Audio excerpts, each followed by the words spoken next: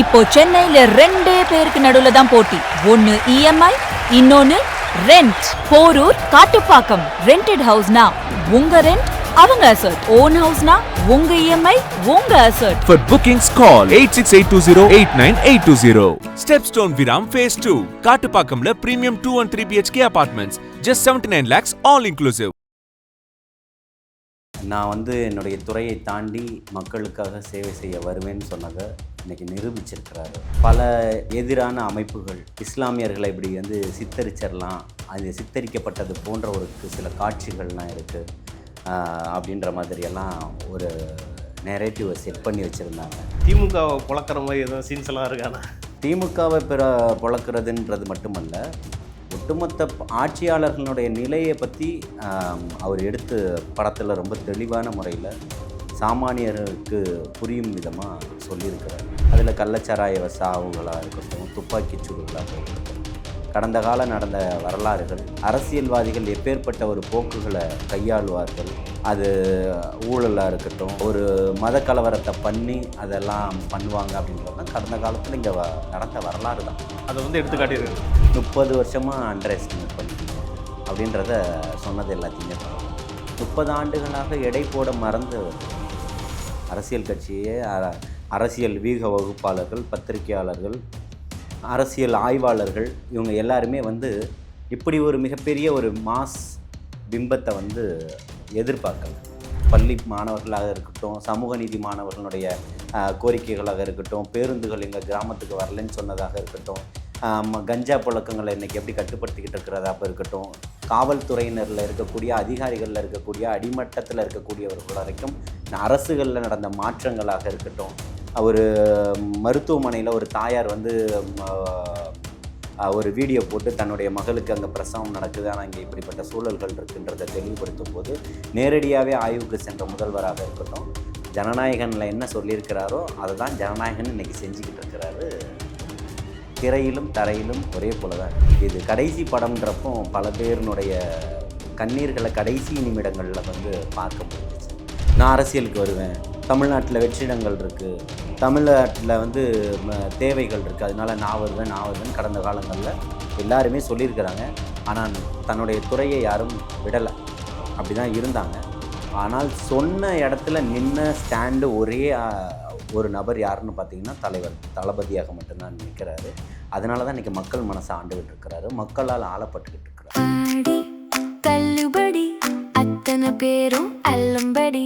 6 முதல் 60% வரை ஆடி தள்ளுபடியுடன் சூப்பர் சரவணா ஸ்டோர்ஸ், சென்னை, மதுரை, கோவை.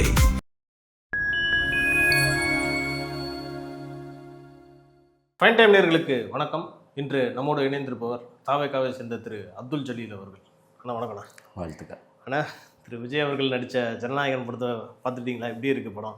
இல்லை, தமிழகத்தில் இன்றைக்கி தன்னுடைய உச்சபட்சமான ஒரு திரைப்பிரபலம், இந்தியாவில் மிகப்பெரிய ஒரு பிரபலம். நான் என்னுடைய துறையை தாண்டி மக்களுக்காக சேவை செய்ய வருவேன்னு சொன்னதை இன்றைக்கி நிரூபிச்சிருக்கிறாரு. அதே போல் தன்னுடைய கடைசி படத்தை முடிச்சுட்டு வருவேன்னு சொன்னார். அதே போல் அந்த படம் தாமதமானதுனால இன்றைக்கி திரையிடலாக இருக்குது. எல்லா பக்கமும் தமிழகம் முழுக்க எல்லா உலக நாடுகள் எல்லா இடத்துலையுமே திரையிடப்பட்டிருக்கு. அப்பேற்பட்ட ஒரு படம், அதில் இன்றைக்கி என்ன பேசலாம் அப்படின்னு சொல்லிட்டு பல எதிரான அமைப்புகள் இஸ்லாமியர்களை இப்படி சித்தரிச்சிடலாம், அது சித்தரிக்கப்பட்டது போன்ற சில காட்சிகள்லாம் இருக்குது அப்படின்ற மாதிரியெல்லாம் ஒரு நெரேட்டிவை செட் பண்ணி வச்சுருந்தாங்க. அதுக்கு எல்லாத்துக்குமே ஒட்டு மொத்தமாக முடிவு கட்டியிருக்கிறாரு. அப்படிப்பட்ட எதிரான கருத்துக்களுக்கு குழி தோண்டி புதைச்சிருக்கிறாரு அப்படின்றது தான் ஜனநாயகன் சொல்லியிருக்கிறார். இதில் திமுகவை பொழக்கிற மாதிரி எதுவும் சீன்ஸ் எல்லாம் இருக்கானா?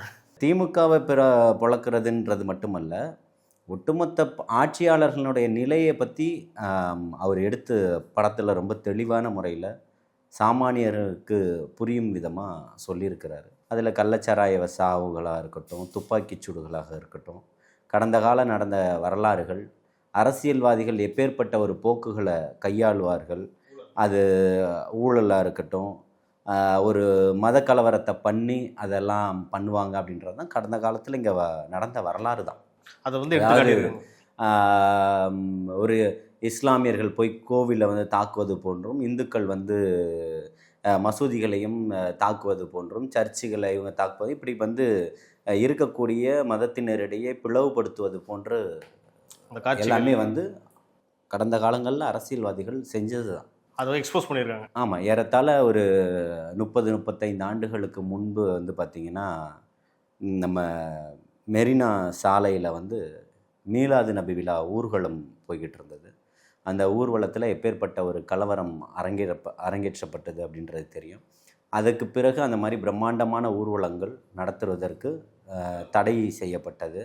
அது வந்து அந்த காலத்தினுடைய வரலாறுகள். அப்போ வந்து ஆட்சியாளர்கள் அவங்களுக்கு தேவைப்படும் போது எப்படி வந்து மக்களை வந்து பிளவுபடுத்துவதற்காக இந்துக்கள் வந்து இஸ்லாமியர்கள் பக்கம் தாக்குதல் நடத்துவது போகும், இஸ்லாமியர்கள் இந்துக்கள் மீது தாக்குதல் நடத்த போவது போன்ற ஒரு சில கட்டமைப்புகளை உருவாக்குனதை இதில் தெளிவுபடுத்தியிருக்காங்க. எனக்கு கேள்வி என்னன்னா, பல போராட்டங்களுக்கு பிறகு திரு விஜய் அவர்கள் முதலமைச்சரானார். அதே மாதிரி ஜனநாயக படமும் பல போராட்டங்களை தாண்டி தான் இன்றைக்கி வந்து மக்கள் மன்றத்தில் திரையரங்குக்கும் வந்திருக்கு. இப்படி போராட்ட குணத்தையே வந்து திரு விஜய் அவர்கள் கொண்டுட்டு இருக்காரு. இதுக்கப்புறம் அவருடைய வெற்றி எப்படி இருக்கும்னு நினைக்கிறேன்? ஏற்கனவே மகாபலிபுரத்தில் இருக்கக்கூடிய 4 பாயிண்ட்ஸில் பேசும்போது சொல்லியிருக்காரு, 30 வருஷமாக அண்டர் எஸ்டிமேட் பண்ணிட்டீங்க அப்படின்றத சொன்னது எல்லாத்தையுமே பார்த்தோம். 30 ஆண்டுகளாக எடை போட மறந்தவர்கள் இவங்க.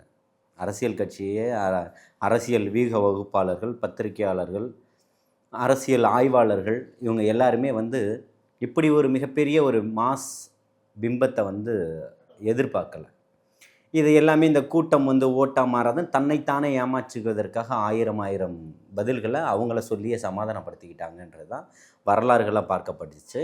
அது எல்லாமே சாத்தியம், மக்கள் ஒன்று திரண்டால் இங்கே எதுவுமே உங்களால் செய்ய முடியாது அப்படின்றத ஒரு மக்கள்கிட்ட ஜனநாயகத்தையும் மக்கள் மொழியில் பேசியிருக்கிறாரு. அந்த இடத்துல இந்த படமும் அதுதான் சொல்லுது. மக்களினுடைய வலியும் வேதனையும் அங்கே அந்த களத்தில் நிற்கிறார். ஒரு தாயார் வந்து தன்னுடைய பெண்ணுக்கு நேர்ந்த ஒரு கதிக்காக வந்து கண்ணகி சிலை வாசலில் நின்று போராட்டம் நடத்துகிறாங்க. அந்த போராடக்கூடியவர்களுக்கு இவர் துணை நிற்கிறார். ஸோ அதுதான், எந்த இடத்துல நின்னாலும் அந்த ஜனநாயகன் இன்றைக்கி துணை நின்றுட்டு இருக்கிறாரு. எந்த இடத்துல இருக்கட்டும், பள்ளி மாணவர்களாக இருக்கட்டும், சமூக நீதி மாணவர்களுடைய கோரிக்கைகளாக இருக்கட்டும், பேருந்துகள் எங்கள் கிராமத்துக்கு வரலன்னு சொன்னதாக இருக்கட்டும், கஞ்சா புழக்கங்களை இன்றைக்கி எப்படி கட்டுப்படுத்திக்கிட்டு இருக்கிறதாக இருக்கட்டும், காவல்துறையினரில் இருக்கக்கூடிய அதிகாரிகளில் இருக்கக்கூடிய அடிமட்டத்தில் இருக்கக்கூடியவர்கள் வரைக்கும் அரசுகளில் நடந்த மாற்றங்களாக இருக்கட்டும், ஒரு மருத்துவமனையில் ஒரு தாயார் வந்து ஒரு வீடியோ போட்டு தன்னுடைய மகளுக்கு அங்கே பிரசவம் நடக்குது, ஆனால் இங்கே இப்படிப்பட்ட சூழல்கள் இருக்குன்றதை தெளிவுபடுத்தும் போது நேரடியாகவே ஆய்வுக்கு சென்ற முதல்வராக இருக்கட்டும், ஜனநாயகனில் என்ன சொல்லியிருக்கிறாரோ அதை தான் ஜனநாயகன் இன்றைக்கி செஞ்சுக்கிட்டு இருக்கிறாரு. திரையிலும் தரையிலும் ஒரே போல தான் இருக்கிறார். அதே மாதிரி ஆடியன்ஸோட ரியாக்ஷன், அப்புறம் தேட்டருக்கு போகிறதுக்கு முன்னாடி இந்த கட் அவுட் இதெல்லாம் பார்க்குறப்போ செம்மையாக இருந்துச்சாண்ணா? எப்படி இருந்துச்சு? ரோகிணியில் வேறு பார்த்துருக்கேன்னு சொன்னீங்க. இல்லை, நான் வந்து அந்த கட் அவுட்டுகள் இதெல்லாம் பார்த்து அது வந்து ஒரு பிரமிப்படையக்கூடியவன் இல்லை எப்போதுமே. அது வந்து தன்னுடைய தலைவருக்காக கொண்டாடப்படக்கூடியது மிக பிரம்மாண்டமாக வச்சுருந்தாங்க. அதெல்லாம் எப்போவுமே படம் வந்து வெளியாகும்போது இருக்கக்கூடிய ஆரவாரங்களுக்கு எந்த குறைவும் இல்லை. இது கடைசி படம்ன்றப்போ பல பேருனுடைய கண்ணீர்களை கடைசி நிமிடங்களில் வந்து பார்க்க முடிஞ்சிச்சு. தன்னுடைய ஹீரோவை, கதாநாயகனை இனிமேல் இந்த திரையில் பார்க்க முடியாது. அது நேரடியாகவே வந்துட்டார், மக்களோட மக்களாக நின்றுக்கிட்டு இருந்தார். அதாவது இப்பேற்பட்டவர் போகக்கூடியவர்கள்லாம் தனியார் பாதுகாவலரை வச்சு போகிறாரு, இவர் எப்படி இன்றைக்கி மக்கள்கிட்ட வருவாருன்னு இன்றைக்கி மக்கள்கிட்ட தான் இருக்கிறாரு, முழுசாக நிற்கிறாரு அப்படின்றது தான் இன்றைக்கி வந்து சொல்லியிருக்கிறாரு. அதில் பிரம்மாண்டங்களுக்கு வந்து எந்த குறைபாடும் இல்லை. நான் வந்து ஒரு இந்த அடிப்படையில் மக்களுக்கு தேவையானதுக்காக மக்களுக்காக நிற்கக்கூடியவனாக இருக்கும்போது அந்த படத்தில் இருக்கக்கூடிய கருத்துக்களை தான் நான் வந்து உள்வாங்கியிருக்கிறேன். அதில் உண்மையிலே ஜனநாயகன் மீண்டு வருவான்னு நான் பல முறை சொல்லியிருக்கிறேன். ஜனநாயகன் மீண்டு வந்துட்டார். அது வந்து வெற்றி அடைஞ்சு இன்றைக்கி தமிழகத்தை இன்றைக்கி ஆண்டுகிட்டு இருக்கிறார். கண்டிப்பாக அதே போல் மக்கள் மனசை எப்போவுமே ஆளக்கூடியவர் தான், அதில் மாற்று கருத்துக்கே இடம். சிறப்புண்ணா. நீங்கள் பல விஷயங்கள் இப்போ நீங்கள் சிறப்பாக சொன்னீங்க. ஒரு இத்தனை வருஷமாக நடிகராக இருந்தார்ல, இதுக்கப்புறம் நடிக்க மாட்டான்ற அந்த விஷயத்தை உங்களால் ஏற்ற முடியுதா? கவலையா இல்லையா? இல்லை, திரும்பவும் அதான் சொல்கிறேன். அது வந்து ஒவ்வொருத்தர் வந்து ஒவ்வொரு மாதிரி சொல்லுவாங்க. நாங்கள் அரசியலுக்கு வரோம், நான் அரசியலுக்கு வருவேன், தமிழ்நாட்டில் வெற்றிடங்கள் இருக்குது, தமிழ்நாட்டில் வந்து தேவைகள் இருக்குது, அதனால நான் வருவேன் கடந்த காலங்களில் எல்லாருமே சொல்லியிருக்கிறாங்க. ஆனால் தன்னுடைய துறையை யாரும் விடலை, அப்படி தான் இருந்தாங்க. ஆனால் சொன்ன இடத்துல நின்ன ஸ்டாண்டு ஒரே ஒரு நபர் யாருன்னு பார்த்தீங்கன்னா தலைவர் தளபதியாக மட்டும்தான் நிற்கிறாரு.